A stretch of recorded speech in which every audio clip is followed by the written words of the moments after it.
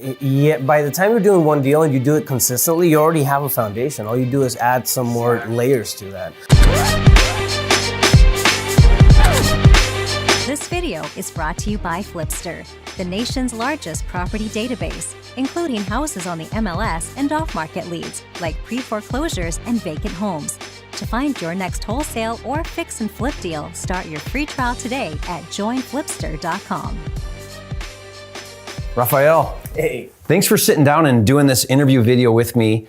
I'm excited to get to know you here. You know, I'm visiting here in Phoenix and you live here and we're at this event, and thank you for taking time to sit down with me. No, absolutely. Thank you for the invite, man. It's an honor. Yeah, and I'm really excited to learn about your business and what you're doing. You've got a thriving wholesaling business, doing a lot of deals here in the Phoenix market, right? Right. And what I love about what you're doing is you've taken this concept of wholesaling, right? Where we find a distressed property, we get the contract, assign that to an end buyer, and take that idea, that technique, and build a strong business. And a business, right, is where it can be repeated again and again. Yeah.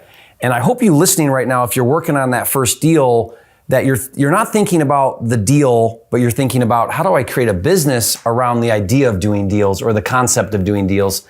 Because it's not just about that deal, right? I mean, the first deal is great, but it's about building a business.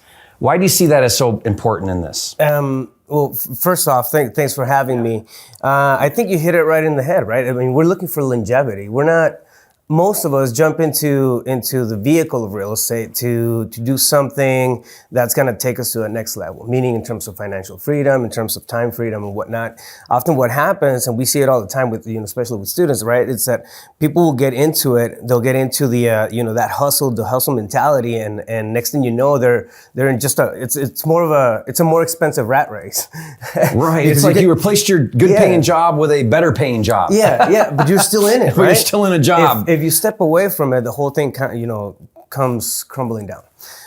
So I think the mentality that the hustle is a season. It's not a business strategy. I think it's one that needs to be adopted, even as you're going through the fundamentals of creating getting your first deal. And when you say a season, meaning there's a period where hustle is a very important part. 100%. But if it stays a hustle, then you never really build a business. And what you're saying is, there's a season, but you better be focusing on a business that does deals. Right. I like to say a lot to people, don't chase a deal, focus on building a business that does deals. And there's a big difference, right? Absolutely, 100%. You can, when you create something to the point where you can step away from it and the machine is still going, then you have a business. Otherwise, you're self-employed, right? And we've heard that before. And that's where lifestyle really can happen, is when you can step away from the business and it keeps making money without you being there. Yeah. Absolutely. And that idea, I think people hear of that idea, but that can be applied to wholesaling, can it? Yeah.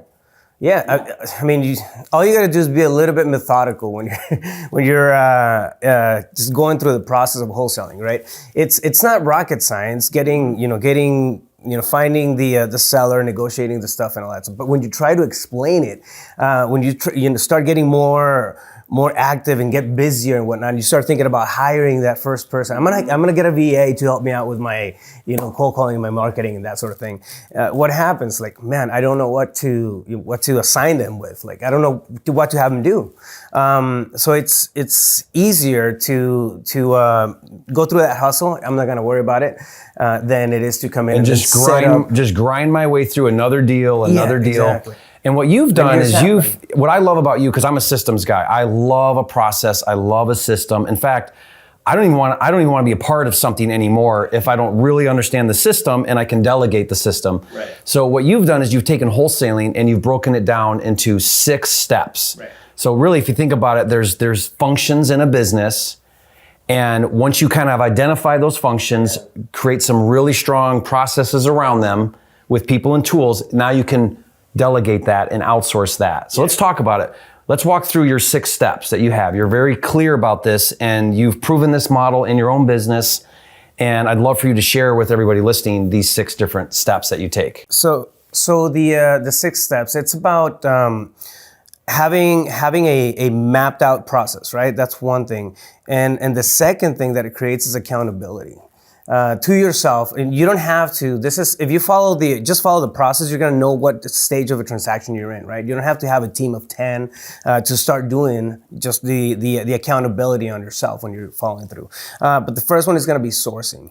You're sourcing the deals. You're doing pay-per-click. You're doing cold calling, SMS. Marketing is always dynamic, right? I mean, there's things that you have to come in and then just account for whenever, for example, we have shifts going on in SMS. Text messaging is a great strategy for a period of time. And then red flags happen. Yeah. So you have regulation, changes in technology, market shifts, right? Exactly. Things happen. And when you understand that as okay, it's a strategy that I'm using right now, but the foundation is sourcing. Okay, you can go back to it and pivot. The second one is converting. So from there we go, so we source the deals, we have cold callers, that stuff going on. And then they source the deals, gauge for interest, they send it over to a pre-qualifier, so lead manager. So we have a filter there, it's a conversation, discovery conversation. The whole point of these two stages at the beginning is to, when they get to the third step, which is acquisitions, where you negotiate the deal, actually start finding out what the real problem, with the seller is and how you can add value to it. You have a pre-qualified lead. So you're not talking to say that you're trying to source 1,000 people, right? Yeah. You're not talking to 1,000 people. Right. You source. You're looking for someone to raise their hand. Exactly, raise their hand, and they just kind of, the funnel gets smaller and smaller and smaller. So you're talking to 10 as opposed to 1,000, maximizing your time and that sort of thing. So the pre-qualifier is just going to verify, yes, you're interested in selling. There's really not much more than that at the pre-qual, right? Yeah. Hey, I'm interested in selling. Great. Now we're going to move you to acquisitions. Yeah, and we pre-qualify based on condition, motivation, timeline, and price. Okay, the 4 qualifiers. Four qualifiers. Guys always know the 4 qualifiers. Say them again. Condition. Condition meaning the condition of the property. Condition of the property. Motivation. How motivated are they? Urgency and all of that. Exactly. Yep. Timeline. Well, that's urgency. Yeah, time. Yeah. How quickly? Because if they're looking to sell when their kid graduates college, I'm very motivated to sell in 5 years. Yeah. I mean, all right, right. That's a and then the fourth one was price. Price, yeah, obviously. It's the golden ticket, right? If you start and the price, matches right out of the gate. I mean, some people sometimes they just. Rafael, I'll stop you there for a second because I'm good friends with Cody Hoffine. I don't know if you know Cody, but he says that price is a what's he call it? It's deceiver. Thank you. It's a deceiver because sometimes they'll tell you a number, but it's not really their number. So if the other 3 are there, it doesn't really matter what price they tell you initially because they're probably willing to get something done. There's a discovery conversation that's going to happen. Right? And that's where you take it over to that acquisition stage. So at the acquisition stage, you're really verifying those 4 key elements are present that will let you know you're dealing with a motivated seller. Exactly. Okay. I mean, you have deal analysis, comps, and all that stuff. Really, you dive deep in, and when you're in that stage, and there's one role that needs to happen there, and that's the signature. That's the one job acquisition has. So you have one job, bro. Get that contract. Yeah. Get that signature. And then we have, of course, disposition, which is the 4th stage, where we market the deals out. There's different ways of just coming about how to building the buyers list and all that. Right. This is finding your cash buyer. Exactly. Now, most businesses, one thing that I see happen quite often, Jerry, is that most businesses stop there. Most wholesale operations. Stop at dispo. Yeah, they sell the deal, get that settlement statement, get that see check, the check, take a picture, put it on Instagram, and then scratch their heads and go back to the beginning. They're like, how do I find another seller? Right? Yeah. It's almost like you're out of business every deal you do. Yeah. That's what I tell people who don't have really good business model is every deal you do, you're out of business again. Meaning you got to start all over from the beginning. Yeah. Yeah, the natural tendency is to look at things almost like a project. You're looking at a deal like a project, but the project is done. Now you have to come back up and then create another project. So the last 2 stages are measuring. Measuring. Okay. That's where you actually track KPIs. You see what's working. What's a KPI? Key performance indicators. Basically, they're metrics that tell you how well your business is doing. So they're good to know, for example, how much is a lead costing me, right? How much is a deal costing me? And there's a few KPIs that we track, specifically. But what it does is, more importantly, it gives you insight as to, your performance, right? But it gives accountability to every single one of the other stages. and to every dollar you're spending, right? It holds you accountable. What we do with your KPIs is, you're always spending money on marketing, and we want to track where those marketing dollars are going, how they're doing. And then what we do is we'll look back and we'll say, okay, well, this marketing channel is working really well right now, PPC or whatever it might be. Let's reallocate some budget now over here, because that's working a little better right now. But next month, we know it might not be working as good, and we'll reallocate again. And it's just being smart with how you manage all your processes, and especially your money. Yeah, absolutely. A quick case in point, a few weeks back, I was mentioning SMS, right? A few weeks, we track KPIs every week, and each department, I guess, each stage has certain KPIs that they have to, come in and then just put into the scorecard. So, but a couple of weeks back, we were looking at SMS, and we went from, I believe it was around 60 leads through SMS to drop to about like 25 leads in a week. It was like, what's going on? What happened? If we hadn't been tracking KPIs, we would have kept going with that campaign, then putting a lot of money into that campaign. More money, even though it's not working as good. So you see a hiccup there. You go back and then you know where to look for it. You find the at least you know the question. At least you know there's questions like why. Yeah. Maybe it's the list. Maybe it's the volume. Maybe it's what is it? And sometimes you don't really know. Yeah. But at least you're asking the right questions, which is going to force you to reevaluate what you're doing. You have something to troubleshoot. Yeah, I tell people all the time, if you don't know what questions to ask, you'll never find where the problems are. Yeah. But ask the right questions and you can start to discover. Exactly, know where to look. We went back to that, for example, and then we found out that there was new words in texting that were being picked up by the carriers. Like everything in our end. So they were spamming them. Yeah, they were spamming. Okay, so they were never getting into people's. So we had to come in and then just But imagine had you not discovered that, exactly. You'd have been wasting money. And it happens all the time. It doesn't take much to really track your stuff and measure your business if you know what you're looking for. But it doesn't. Rafael, I tell people all the time, like new investors, the worst thing they can do is be like new in the business and go drop like 20 grand in marketing cost without having any idea of how to track it, how to measure it, how to convert it. Yeah. And so this is where these steps you're talking about are so critically important, because you've got to know how to move through these different steps. Yeah, it really moves the needle when you have that at least sense of awareness of what's going on, right? Especially with the money. Like you're making money, you want to make sure that your money is going to the right place. Yeah. Totally, because it's expensive, and it can make the difference between profitable and not profitable. Yeah. So what's after measuring? Improvements. So Improvements is 6. Okay. Yeah, that's the nail in the coffin, right? It's a 6th step, and it's a series of questions that we actually go through. We use the KPIs, and every single week we have operations meetings, right? And we sit down. Okay, what happened last week? What deals did we close? Where did we leave money on the table? What kind of marketing did it come from? So that's where the KPIs are not just a placeholder. We actually come in and then dissect and break them down, and create new processes after that. So it's constantly updating your processes, your KPIs based on feedback from the results that you measured. Yeah. And that's that improvement stage. Yeah, exactly. That's the, you measure for a reason, right? And then you have to come back and then do something about it. Again, I want to emphasize, these are just stages, but you don't have to have a whole team to run your business like that. If you're a solo shop, you can do the exact same thing. I was doing the exact same thing when I didn't have a team. When you were a one-man show. I was like, okay, cool, I'm at the sourcing stage. This is what can happen here. And then whenever I came across something new, that was just a new process and I hadn't done it before, I would just document.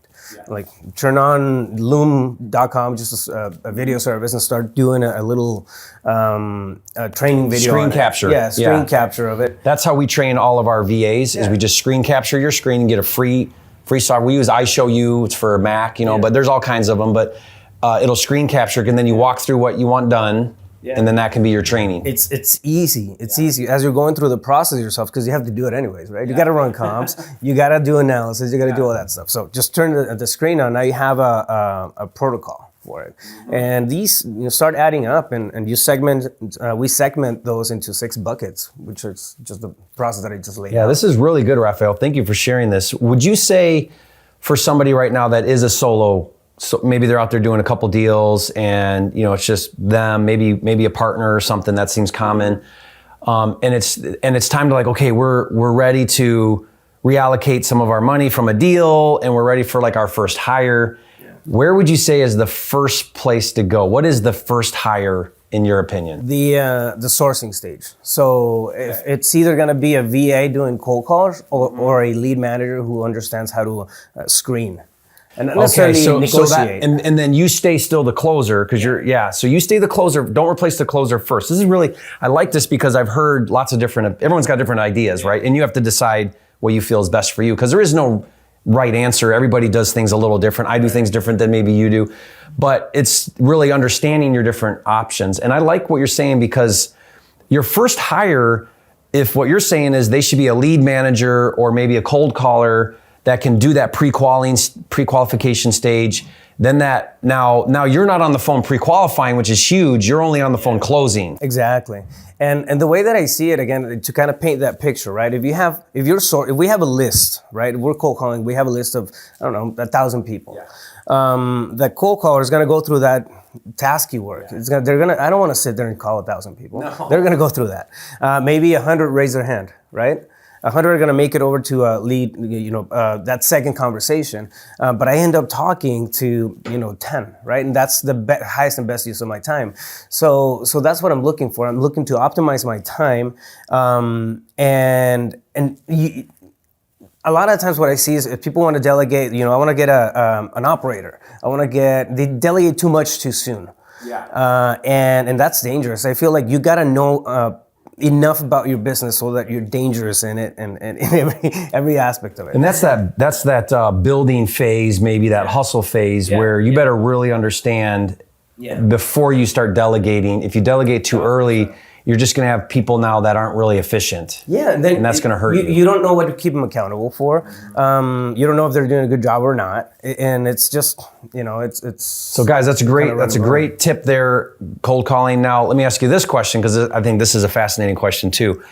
To run a business that's doing maybe 3 to 5 wholesales a month, what would that team need to look like? Would that be a couple cold callers maybe and an acquisitions manager? 3 to 5, I would do. What would that look like? I would do probably 2 cold callers. 2 cold callers. 1 lead manager, 1 acquisition rep. You don't need to have a bunch. So 2 callers, a lead manager, and again, what's the lead manager doing? Pre-qualifying? Pre-qualifying. So the cold callers generate a hand raise. Yeah.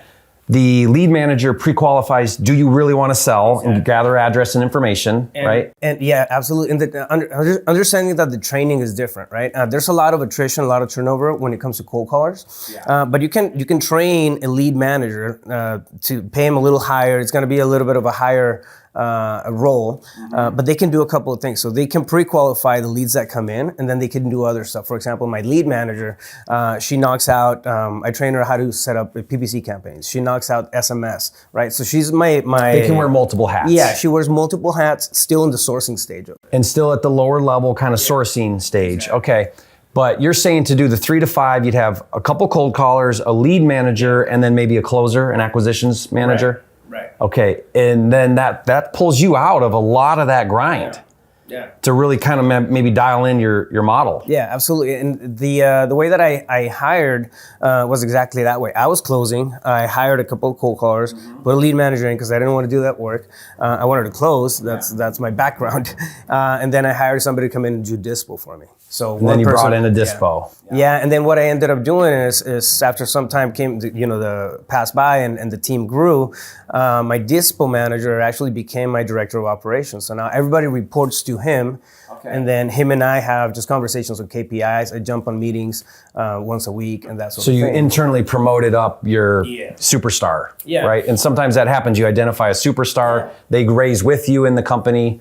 And it took a couple of years before we got to that space. I feel like he's ready to run this thing. Yeah. And then I come in as a consultant to the business, and the business is still generating. So it takes a while to build it up, and at least the right way. And every company, like you said, every company is going to be different. Even if you have a similar process, a similar structure and whatnot, there's still, the culture within it is going to be different. The way that you hire is going to be different. But if you think about it, to be doing the 3 to 5 deal, business model, cold callers aren't that expensive. You're going to be getting your data, you got to be getting your lists and stuff, but your cold callers aren't that expensive. And then your acquisitions person's commission based, so they get paid out of the deals. So that's not, so you can kind of get this thing launched and going with not a lot of overhead. There's some, right? But not crazy difficult to transition from the 1 to 3 to 5. Yeah, exactly. It's not that difficult to get there. Yeah, by the time you're doing one deal and you do it consistently, you already have a foundation. All you do is add some more layers to that. Yeah. I pay most of my team is paid on commission. Acquisitions are commission, dispos commission, director of operations is commission now. And you don't need a director of operations until you're doing, 8 deals a month or something like that. But we have just salaries. We have in-house, my lead manager now, actually, she runs the cold callers. So she gets a kick from that. And then we have cold callers that are a lot cheaper because we just do direct hiring and that sort of thing. Yeah. But yeah, it's not that it's very cost effective when you have it that way. Yeah. One thing that I like, it's not the most, it's not the sexiest thing when you're talking about cold calling, but it's time tested. It's. You mean doing cold calling versus? Oh yeah, I would say of all the things you could do, because there's just something powerful about a phone a conversation versus direct mail or maybe PPC. Some of the other techniques, they work, but I agree. I think cold calling is powerful. Yeah, we do. So we have that as a backbone. Sourcing strategy, and then we, depending on what the season is calling for, SMS, voicemail drops or whatever, we'll do bolt-on strategies and whatnot. But that's always going. Yeah, I love that. Well, since you're a systems guy, you probably would relate to this. But in my business, we test and track and test and track and test and track. That measuring stage, for me, is absolutely critical to everything I do. And so you want someone on your team who's really meticulous about tracking and measuring, because that's all of your decisions should come from that data in your company. Well, Rafael, love these tips. This is really helpful. I hope you guys got a lot out of this. I sure did. I think this is extremely valuable. Thank you again for sharing this. Guys, if you haven't, by the way, Rafael's got a YouTube channel. Make sure you're following what he's teaching, his content. We'll put the link in the description. Get in his world and see what he's doing. You can learn a lot from him and the things he's sharing. Thank you again for all you do for the community. And if you haven't, be sure to subscribe to the channel, and we'll see you on the next video.